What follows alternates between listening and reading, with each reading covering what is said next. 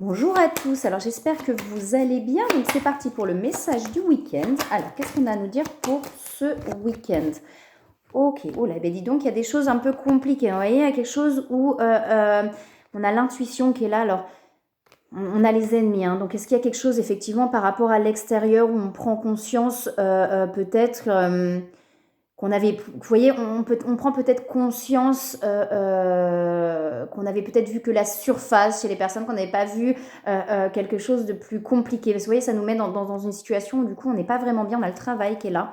Euh, euh, ça nous met dans une situation où du coup ça nous, vous voyez, ça nous met pas bien, quoi. Ça nous met pas bien de prendre conscience de ces choses-là. Ça nous met pas bien. Peut-être qu'on prend conscience, effectivement, peut-être qu'on a beaucoup cru en certaines personnes. Vous voyez, il y a peut-être ce truc-là où on a beaucoup cru en certaines personnes et finalement on prend conscience que ces personnes-là, eh ben, n'étaient là peut-être que pour profiter ou vous voyez quelque chose comme ça et du coup eh ben ça perturbe quoi, hein, ça perturbe, ça fait que du coup peut-être qu'on est fatigué, on peut aussi par le corps, vous voyez, ça peut ressortir aussi par le corps, des maladies entre parenthèses, mais ça peut être simplement, vous voyez, comme j'ai eu un rhume par exemple, ça peut être un rhume où ça ressort des choses par le corps du coup.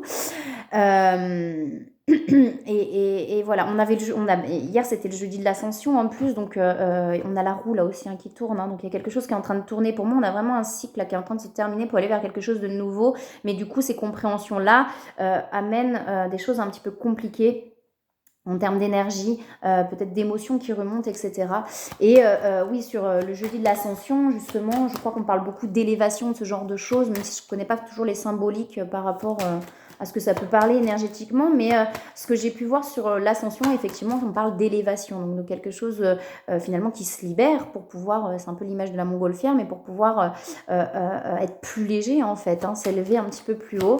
Alors, on a la fin, ouais, donc, vous voyez, il y a la fin de quelque chose, hein, ça amène vraiment, ça amène des prises de décision et ça amène à mettre fin à certaines choses. Alors, il y a certainement la fin d'un schéma, du coup, ça termine un schéma, un cycle, mais on a la famille, on a l'instabilité, quoi. Comme si cette instabilité venait peut-être aussi de schémas familiaux, vous voyez, de ce qu'on a vécu dans la famille. Vous voyez, ça a créé une forme d'instabilité en nous et on prend conscience que finalement, on s'accrochait peut-être extérieurement à des personnes qui n'étaient peut-être pas saine entre parenthèses, tout le monde est bon à la base, hein, c'est ce que je dis, mais il y a des personnes, de par leur souffrance, qui finalement ne sont jamais dans quelque chose de positif face à l'autre, mais plutôt dans quelque chose où on veut garder le contrôle, etc.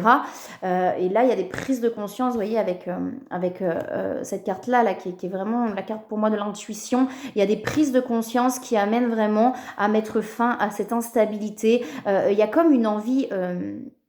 alors, en prenant conscience de ça, moi j'ai l'impression que ça perturbe énormément, donc ça nous met dans quelque chose où on n'est pas bien, etc. Mais en même temps, c'est comme si ça nous faisait prendre une décision de vraiment aller de l'avant et de vouloir avancer vers quelque chose de plus stable, de plus constructif, là où on est bien, quoi. En fait, d'arrêter d'aller là où on n'est pas bien, de persister là où on n'est pas bien pour finalement aller vers quelque chose où on est bien. Vous voyez, je vous parlais d'élévation et on a la grâce derrière, hein. Donc ça va nous permettre vraiment d'être plus léger, de nous élever en fait à quelque chose de plus serein et de plus sain.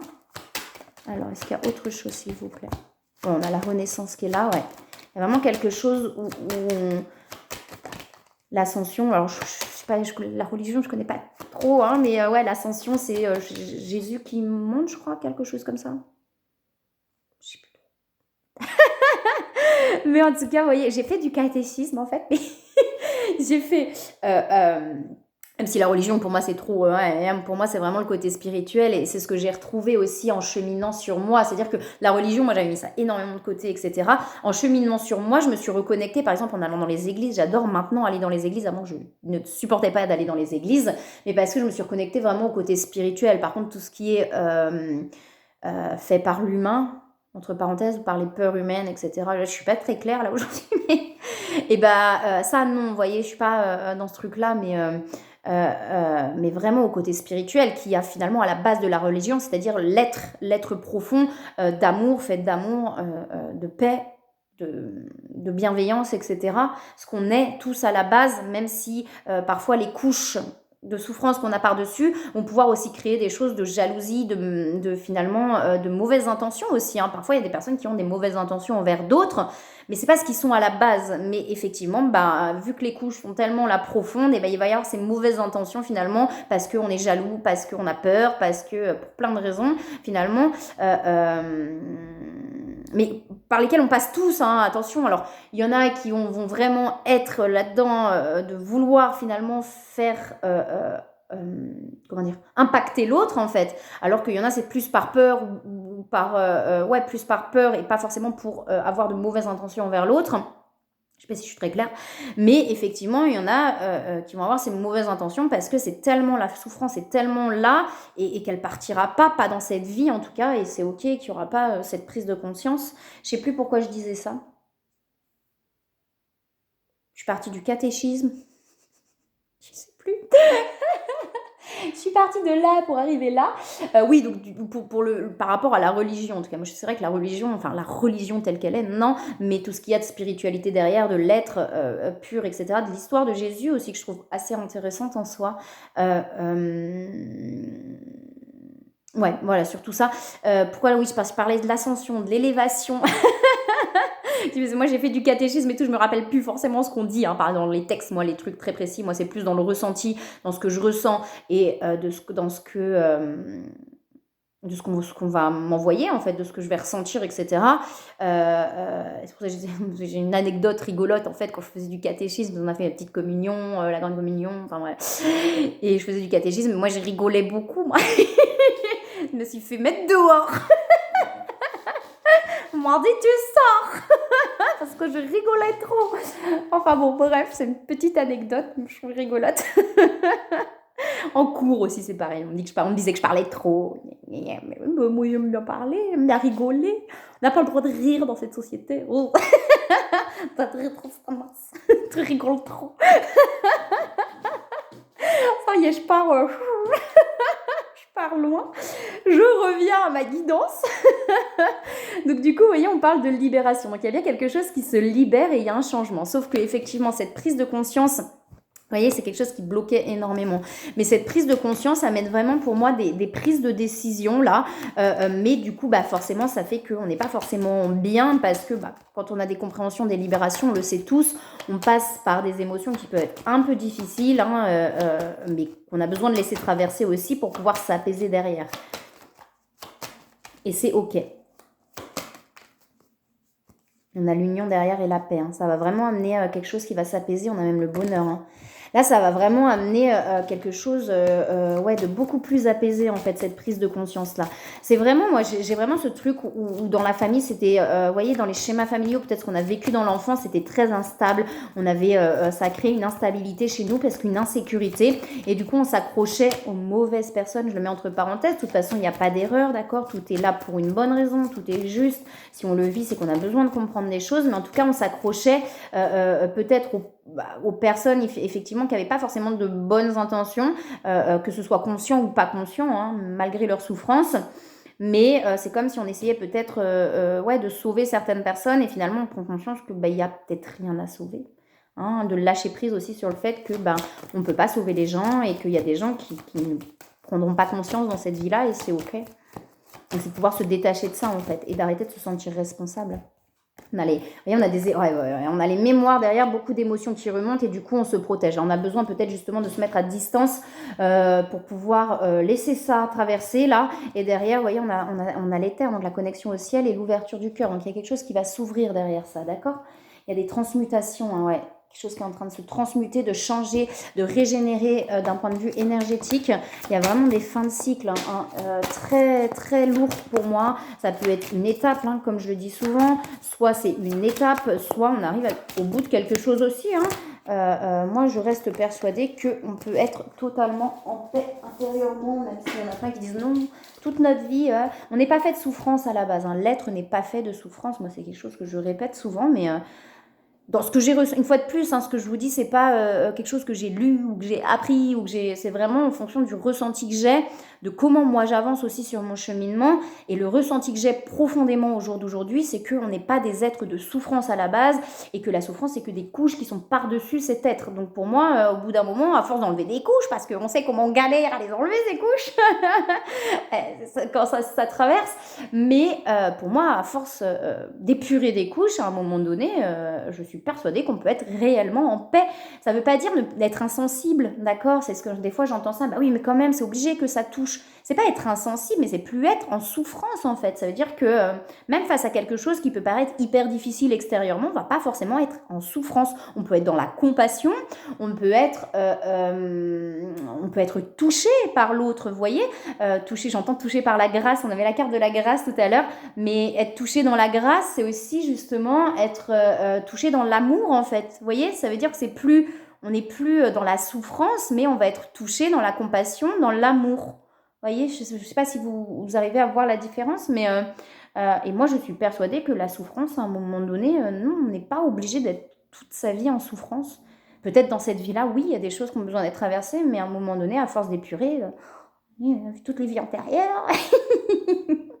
Mais voilà, c'est quelque chose dont je reste persuadée.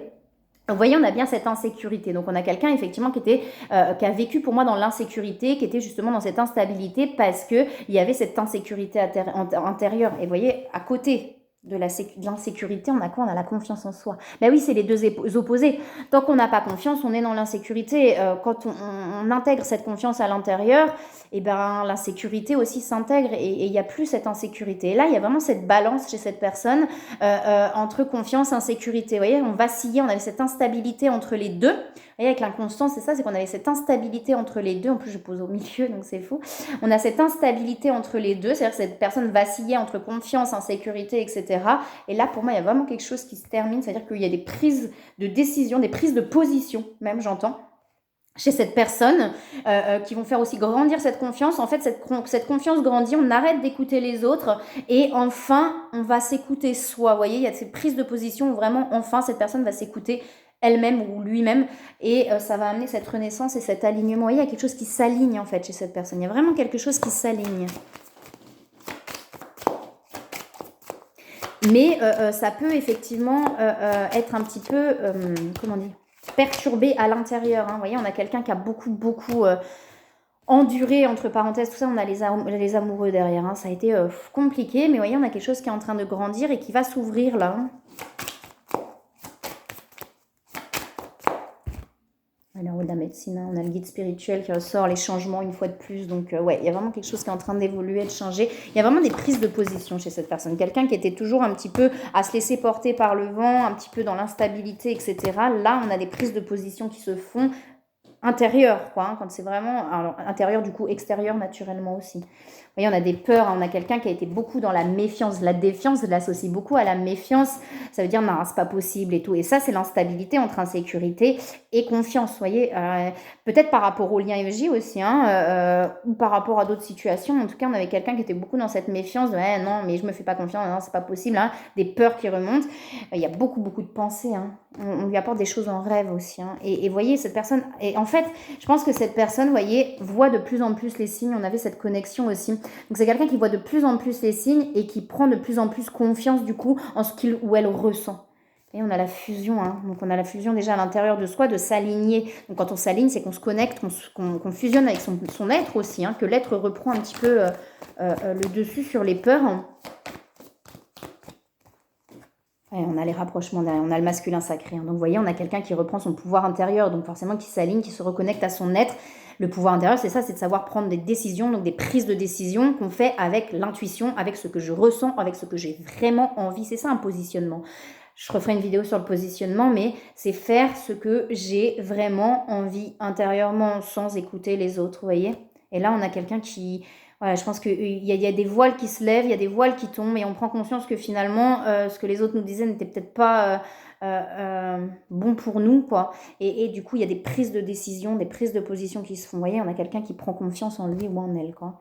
Et le libre arbitre, c'est ça. Hein, le libre arbitre, c'est faire les choix en conscience. Donc, faire les choix dont on a vraiment envie pour aller vers la Complétude. Ben, il est assez clair ce tirage. Par contre, ça chamboule. Attention, moi j'ai des choses quand même qui perturbent sur ces libérations. Hein.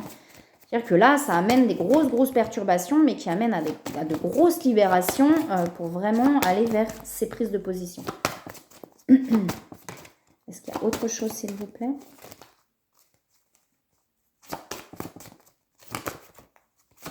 On a l'enracinement, donc il y a vraiment quelque chose qui est en train de s'enraciner. Oui, de nouveau, c'est par rapport à la famille. Là. On a une carte qui est retournée, c'est le chakra du cœur.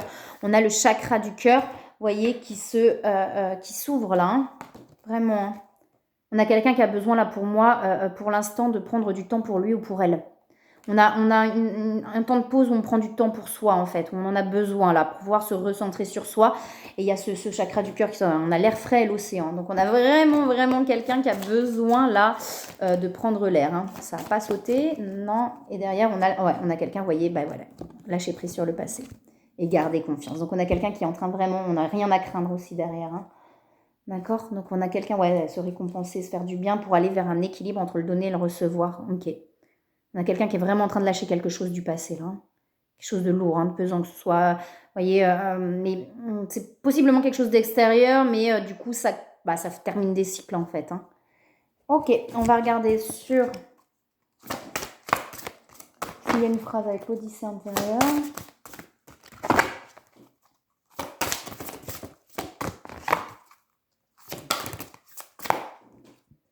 On a la réalité. Seule l'illusion fait souffrir. La réalité est indolore, effectivement. Là, dans l'instant présent, il n'y a pas de douleur à la base. Hein.